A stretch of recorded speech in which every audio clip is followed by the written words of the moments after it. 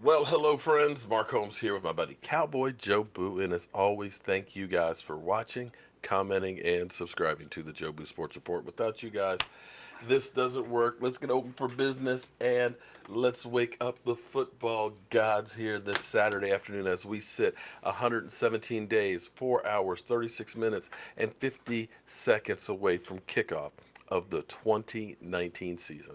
And we are in day number 2 of the rookies minicamp. We are already in talking about minicamp. I know it's just practice, not a game, not a game now. We're talking about practice, but you got to be excited, man. We got our Dallas Cowboys on the field. We got our new coaching staff that's together, and I got to tell you, I don't know if you feel this or not. Do you see clarity with the Dallas Cowboys offense right now? Do you feel like the clouds have parted and the sun is out and it feels bright? The players seem different about their approach, their attitude. It was Michael Anthony Fitness who actually brought it out to me yesterday. And check out his video and things. He actually apologized to Kellen Moore because, it was funny. I just looked up pictures of Dak Prescott with Kellen Moore, and immediately Michael Anthony's video came up about from 2018 how Dak and Kellen Moore didn't like each other. But nothing could be further than the truth. It's actually because of Kellen Moore that Dak Prescott is here. Kellen Moore really liked Dak Prescott and was helping to sell the Cowboys drafting Dak Prescott. Now, I thought personally it was me and Joe Boo at the draft saying draft Dak, but apparently there were other voices out there as well. But Michael Irvin earlier this week said he had concerns of Kellen Moore because he's young, he doesn't have any experience about being the offensive coordinator. But what we've heard from Zeke Elliott was like, no, man, this guy gets it. He understands about the dynamics. He listens to us as players. And we know how that was because we had Amari Cooper literally come here working in this garbage offense. Now let's make it clear now. Think about this. Amari Cooper came from a totally different system, different calls, different sets, and everything else, and immediately was able to pick it up just like that because it was simplistic. It didn't really have a whole lot of stuff with it with Scott Linehan. And when he saved the day against the Philadelphia Eagles by saying, Dak, we got to stop sitting on the route. They are literally squatting on me. We've run this thing 6, 7 times. It's not going to work. Let's go ahead and fake it and go with the go route. I can take the guy. And they changed the play at the line of scrimmage. And they did that. And Amari Cooper was pounding his chest. It's like, I did this. I did this. I saw that this offense was garbage, and I came up with a better plan after just being here a couple weeks. But the next week, he only had 3 targets, and you could see the body language on him was like, man, this is just garbage. Now, see, I had a video clip of Dak Prescott sitting next to Kellen Moore.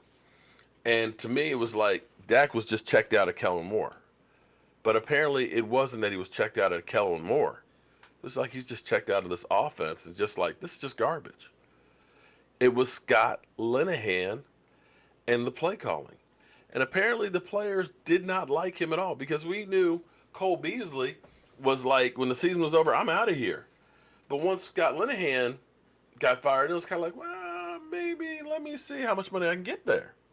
It changed the narrative. And so you now hear Dak Prescott excited, working hard and all that. And now that we have Jon Kitna, now understand this.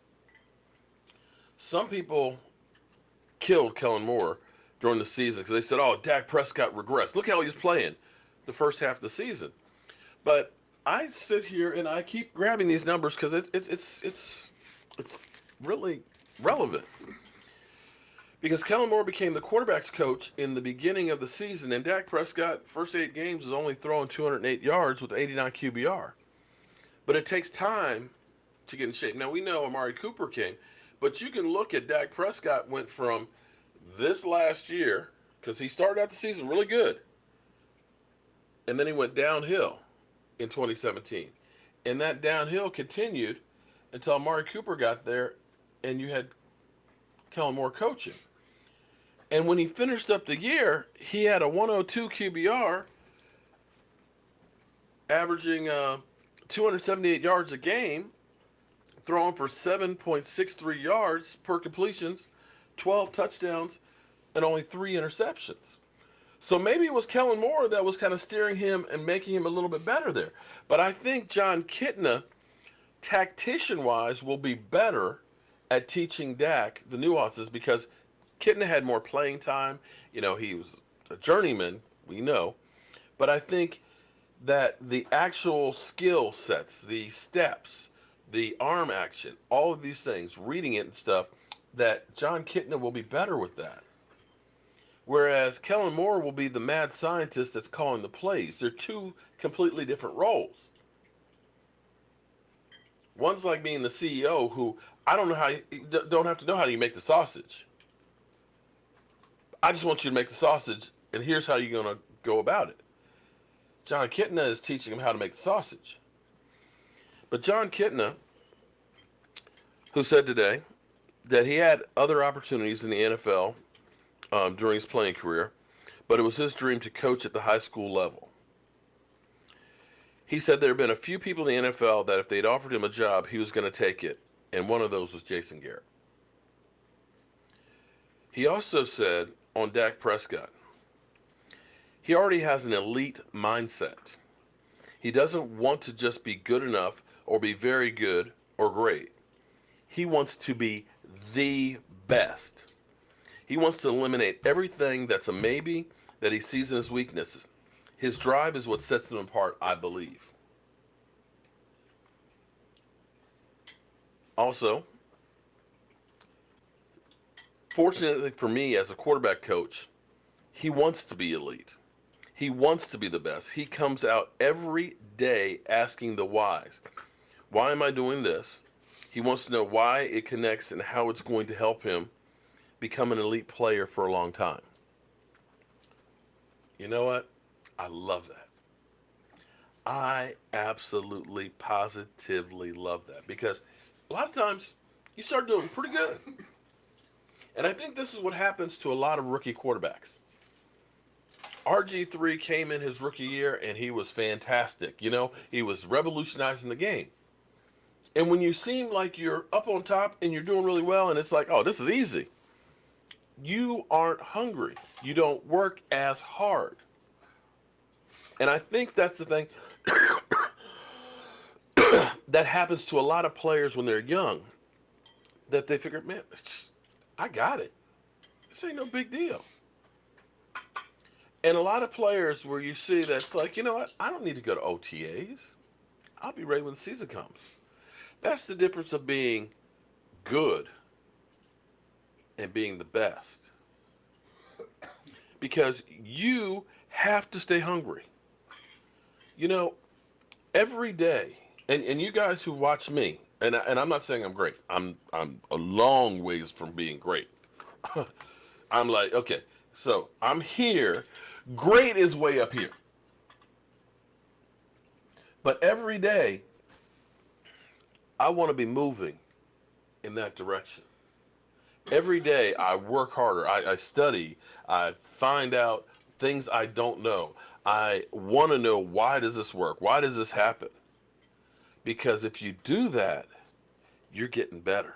You got to have that drive and that hunger because you want to be at the top. It's not going to be handed to you.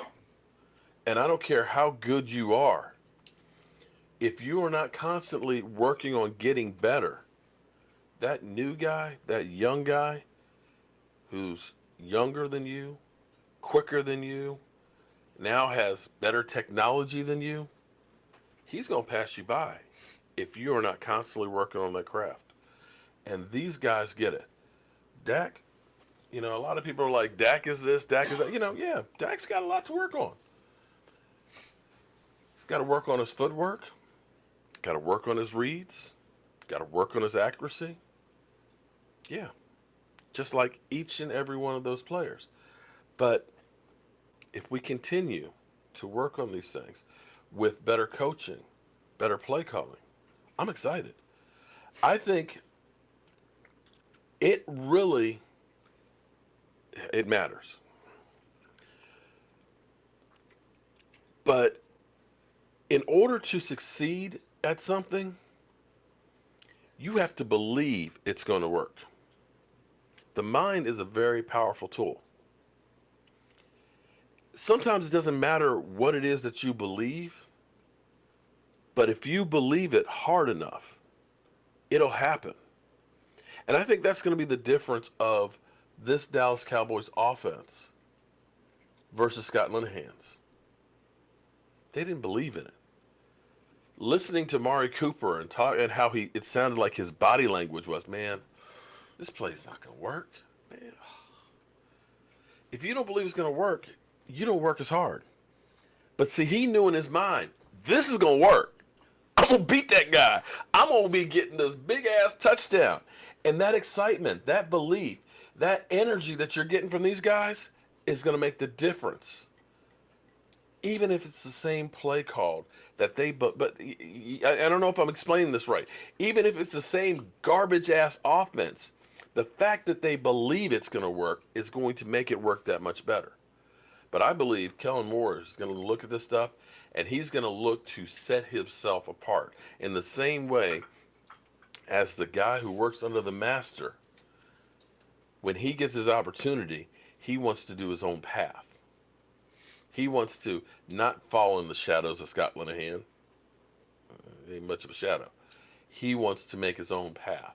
So, guys, don't worry about Kellen Moore. He has gotten the players to buy in. And that's the major thing right there, is that the players believe in it. So it's beginning to rain a little bit outside. I got my barbecue on. E2 Blue's supposed to come over later on, so we'll be doing a little bit of live streaming and stuff. I got Michael Anthony Fitness. You going to be hanging around too? Okay. He said I ain't got nowhere to go. I got nowhere to go. What movie is that from? Oh, you don't remember. You're too young. Officer and a Gentleman. I'm Mark Holmes, and as always, thank you guys for watching, commenting, and subscribing to the Joe Boo Sports Report. And don't forget, listen, I'm so proud of that video that I did with Philip Ebarb, Peggy Prescott's brother, finding out more about my quarterback, man. I got to tell you, if you're a fan of Dak Prescott's, watch it because you'll become an even bigger fan of him. Yeah, that to me was one of the best things that I think I've ever done. I'm Mark Holmes, and I'll see you guys during a live stream a little bit later. See you soon.